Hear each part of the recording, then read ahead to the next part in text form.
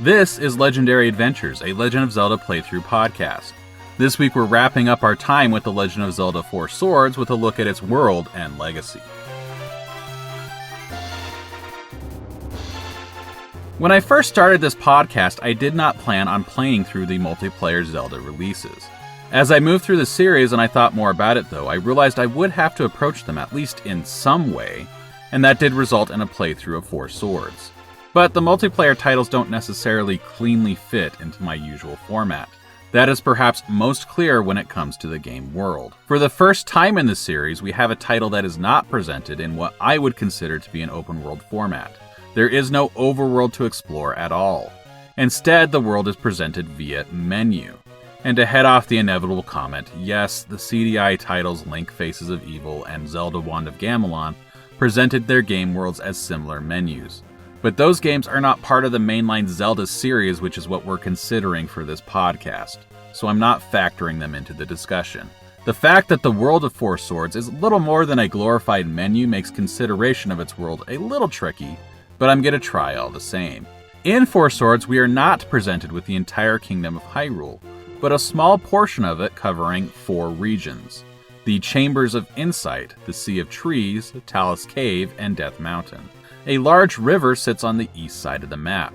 The Chambers of Insight sits on a peninsula within that river. To the west and running along the river bank is the Sea of Trees. North of the Sea of Trees are 3 large volcanoes forming Death Mountain. And to the south of Death Mountain, on the western side of the map, is an ice-covered mountain which is home to Talus Cave. The 5th area, Vati's Palace, sits on a sky island above Hyrule. This is the first sky island to appear in the series, and it won't be the last. None of the regions on the land contain any visible settlements, but they are home to great fairies, which will each grant Link a key to Vati's palace should he show his courage by collecting a lot of rupees. How collection of money proves courage, I'm not sure, but the great fairies having a connection, or perhaps more accurately, a liking of rupees, is an idea that's been visited multiple times over the series. We first saw it in A Link to the Past, a game paired with 4 Swords on its first release. There's an island inside Lake Hylia in A Link to the Past with a cave with a mysterious pool inside. Throwing 100 rupees into a pool causes not just a great fairy, but Venus, the queen of the fairies, herself to appear and give Link an upgrade. The great fairies of Breath of the Wild also request money before revealing themselves and offering Link their services. These services also cost resources and a little something extra from Link in order to obtain. If you know, you know. Back to 4 Swords.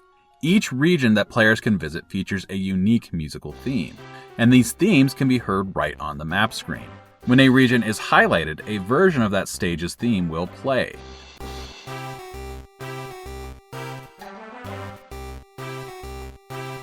The Chambers of Insight are a cave-themed area, and they feature a bouncy, entirely non-threatening tune. The music features a prominent bass line which bounces back and forth between a low note and a higher note, and a descending melody line that ends with a big jump up again. The entire tune lasts about 20 seconds before looping over. The music for the Chambers of Insight on the map screen is a different arrangement. It doesn't sound as full, and it does not feature the full melody line. Only the initial descending melody line is played, without any of the jumps up, or the big finish at the end of the loop. That's only heard in the full version of the music.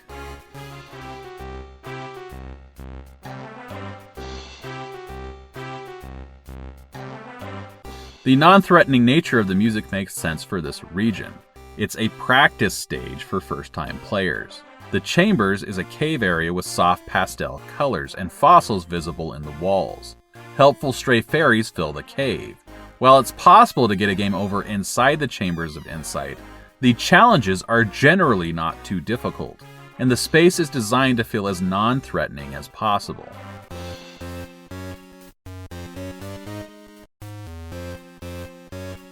The music of the Sea of Trees features a mysterious and vaguely threatening vibe to it. The melody begins with descending staccato strings, which then march back up again, and segue into a section with longer descending notes. It's accompanied by an arpeggio played on something that to me sounds something like a harp, which really brings the feeling of mystery home. The entire piece is about 40 seconds long before looping over again. On the map screen, we again get a different arrangement, which is slightly lighter and features only the first few notes of the melody.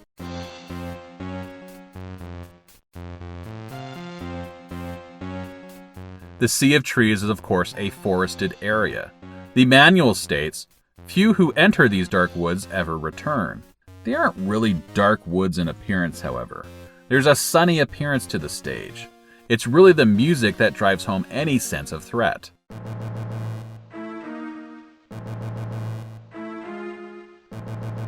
The music of Death Mountain is carried by deep staccato bass notes, and timpani performing sort of a call and answer harmony with some synth strings. I get the feeling that it's intended to be ominous, but it doesn't really strike me that way. It does have a dark sound to it during the first section of the song. A more recognizable melody develops about 20 seconds in. This melody has a real mysterious vibe to it, I would say.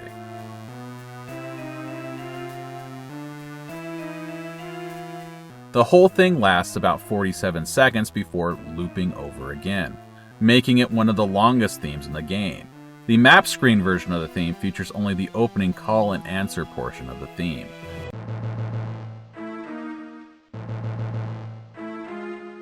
Death Mountain is of course a volcano-themed area. It has a darker look to it, with dark stone broken up by patches of glowing, threatening lava.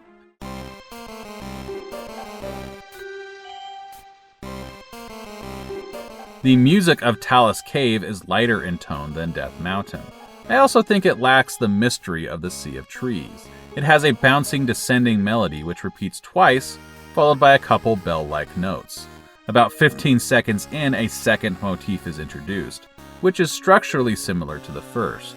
The piece ends with a third segment which features a series of stabbing notes before a big walk back up to the start of the song.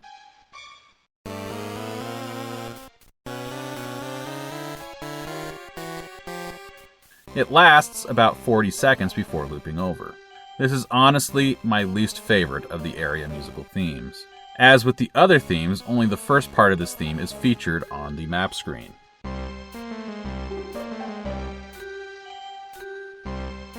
The manual says only the courageous dare to enter this gaping hole which is found high upon the slopes of a steep rock face. The ice-covered paths are very treacherous, so be careful. The area is cave theme, of course, with light-colored stone and some fossils in the walls. There's also obviously ice on some floors, but honestly it's not as cold-looking as some ice areas I've seen.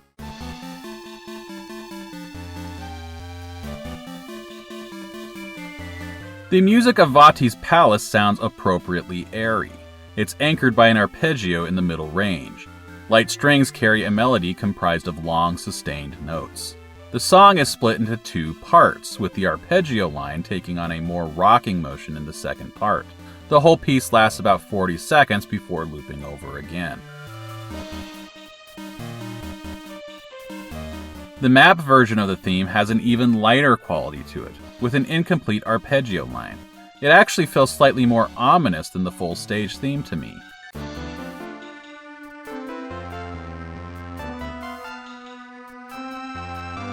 Vati's Palace is a sky island. It's a structure made from sort of a light brown stone for the most part. There are big gaps in the floor revealing the open sky below. It's also got a number of bushes growing everywhere, perhaps suggesting that it's become overgrown during Vati's long captivity.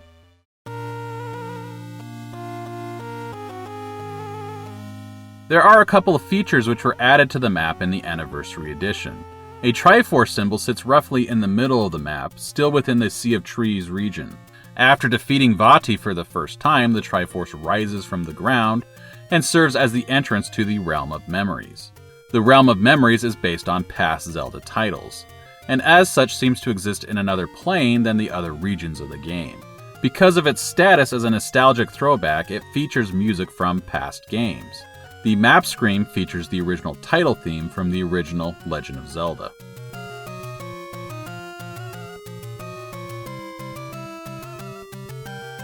The first stage is based around A Link to the Past and features the overworld theme from A Link to the Past in outdoor areas.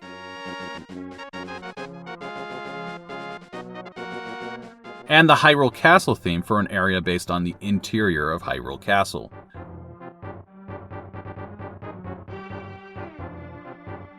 The second stage is based on Link's Awakening. It features the overworld theme,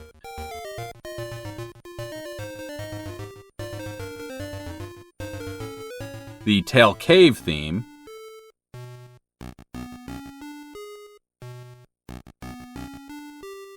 and the Tal Tal Heights theme. Each of these themes matches the area where they appeared in the original Link's Awakening game. The third stage is based off the original game, and it features the original overworld theme,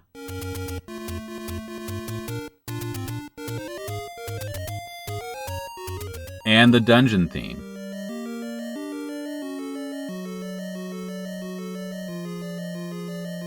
And once again, the music matches the area that it appears in. The Anniversary Edition also adds the Hero's Trial. It's located on a second peninsula north of the Chambers of Insight.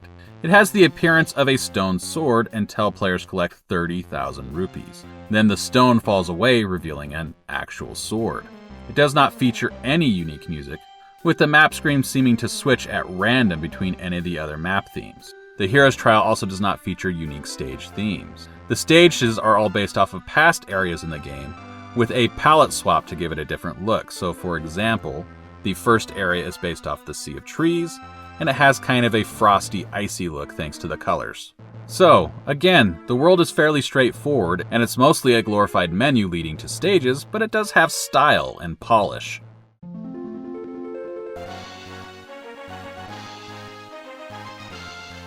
Four Swords is a surprisingly influential game in the series. I had never played it before heading into this podcast. Because of its status as a multiplayer-only game, and one that's difficult to obtain and play in the way that's intended to boot, means that it gets left out of a lot of conversations. But it really shouldn't be. There are a number of series firsts that are made here, and it directly influences a number of games in the series. The first and perhaps most obvious influence has to do with the format of the game itself. Four Swords is the first multiplayer Legend of Zelda title. The Zelda series is not generally associated with multiplayer games, but of the 12 or so new titles which were released following Four Swords, 6 of them feature some kind of multiplayer element. Now, I don't think that the multiplayer elements of all of these games were inspired by Four Swords.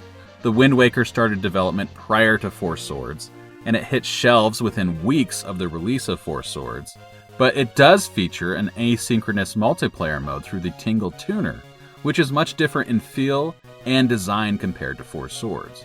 I'm also including a Link Between Worlds Shadow Link battles in that count, which are unconventional to say the least. Players equip their Link and share a Shadow Link via Street Pass. Players who receive that Link can then fight an AI-controlled version of that Link to claim a prize.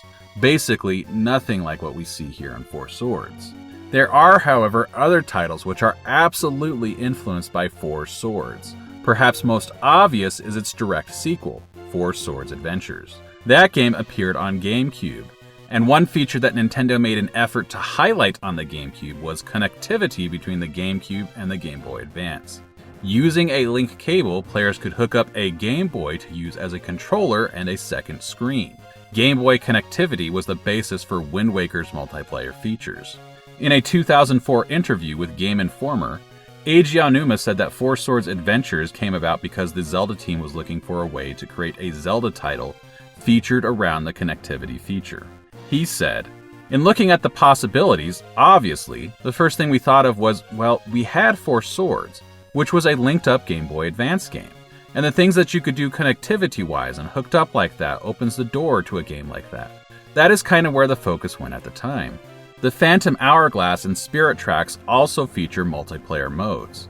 They are competitive modes that nonetheless can be traced directly back to Four Swords. Phantom Hourglass in particular started as the developers working on a DS version of Four Swords before producer Eiji Aonuma moved the project in a new direction. I'll go into more detail on that when I get to Phantom Hourglass as part of this podcast. There is also Triforce Heroes, which is much closer in style to the Four Swords games, though it's limited to 3 players instead of 4. Unlike the multiplayer modes of Phantom Hourglass and Spirit Tracks, Triforce Heroes focuses on players tackling various levels, solving problems, primarily in a cooperative way.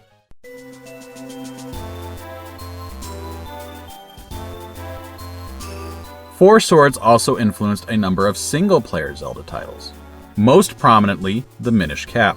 As mentioned earlier in this season, IGN reported that work on the game that would become Minish Cap actually started in 2001 and was put on hold specifically so Fujibayashi's team could make Four Swords. When they returned to Minish Cap, they decided to focus the gameplay on an idea which originates from Four Swords, the ability to shrink and grow. In Four Swords, that ability is granted through the collection of the Nat Hat. Fujibayashi said this idea was inspired by Shigeru Miyamoto. In a 2004 interview with Nintendo Dream and translated by Shmupulations, Fujibayashi said, "The original idea for that item came from Miyamoto saying that he'd like to play with getting inside treasure chests and making mischief. Well, how about an item that makes Link small, I thought. It turned out that controlling a 2-pixel wide version of Link was quite fun, and I thought it would be nice to use it again somewhere in the future. That's how the big and small idea ended up getting applied to the world building of Minish Cap." In terms of development, Fujibayashi and his team made extensive use of concept art while developing Four Swords, and then he carried that idea into the development of Minish Cap. He said, "I thought it would be helpful to have image boards to really get my ideas across." Four Swords is the first game in the series to introduce remote bombs. Players can detonate a bomb by pressing a button a second time after placing it. Remote bombs are not a common item in Zelda titles, but they will appear again in the Fujibayashi-directed Minish Cap and Breath of the Wild. The Four Sword itself also carried forward, of course, in its sequel, Four Swords Adventures, but we also see it in single-player form. It appears in the Minish Cap, with a unique implementation using special platforms to temporarily split Link into multiple pieces and tackle obstacles. It also introduces a new rupee type and a new enemy. The Black Rupee, also called a Rupor, strips Link of money instead of rewarding it. Likewise, the Rupee-like makes its first appearance in the series. These enemies won't appear in every game going forward, but they do appear in more than one game. Rupee-likes are similar to like-likes, but they have a fake rupee to draw players in, and they steal money instead of shields or tunics. In terms of story, Four Swords is one of a trilogy of games featuring both the Four Sword and Vati as the main villain. In a 2005 interview published in Nintendo Power, Fujibayashi said, "We did not think to develop a trilogy from the beginning. When we developed the first Four Sword game for GBA, we created a new Hyrule legend that said long ago, evil Vati brought crisis to Hyrule, and people sealed that evil. We had some thought that we wanted to carry over that story into future titles in some way." At the time of this recording, Vati remains limited to the Four Swords trilogy of games. In my experience, however, it's not uncommon to hear fans speak fondly of Vati. Ganon, of course, is the primary villain of the Zelda series. Vati may be its secondary, however. Other times when the series has introduced new villains other than Ganon or Vati, those villains are generally one-offs. They include the Nightmare, Majora, Onyx, Varin, and future villains like Bellum, Malladus, Girahim, and Demise, all limited to a single appearance within a mainline Zelda game. Now, someone may point to Twin Rova as being a repeated villain, and depending on your view, they may be in the running and would be the only villains to match Vati in terms of appearances, thanks to their presence in the Oracle titles. Four Swords also introduces the concept of Sky Islands to the Zelda series. Vati's Palace is the first Sky region in a Zelda title ever. We'll see the concept revisited in Minish Cap, Skyward Sword, Triforce Heroes, and Tears of the Kingdom. There are also a few elements that perhaps technically appeared first in Four Swords if we go strictly by release dates. This is the first game to hit store shelves featuring the overhauled art style featuring Toon Link, as he's known today. But that particular visual design really should be attributed to The Wind Waker. Likewise, this is the first game released in the series to feature Link's Hurricane Spin move. But that move, again, seems to originate from The Wind Waker, and it was shown off in pre-release demos. Though it's interesting to note that we see Ralph perform a similar move during the end credits of Oracle of Ages. That moment was played for laughs, but again, it just kind of muddies the origins of that particular recurring Zelda ability. I think Nintendo has recognized the influence of Four Swords, resulting in it getting multiple releases. Its original Game Boy Advance release, and then the revised Anniversary Edition on DSi and 3DS in 2011, But due to the steeper requirements for multiplayer on Game Boy and the limited nature of the Anniversary Edition release, however, Four Swords remains a largely overlooked entry in the series.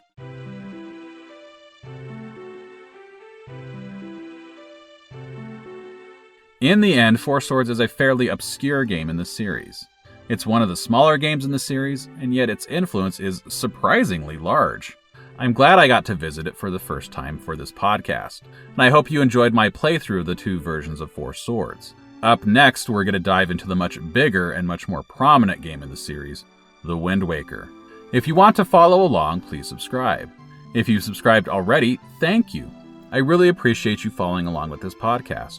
More people follow along each week than I ever expected would, and that's pretty cool.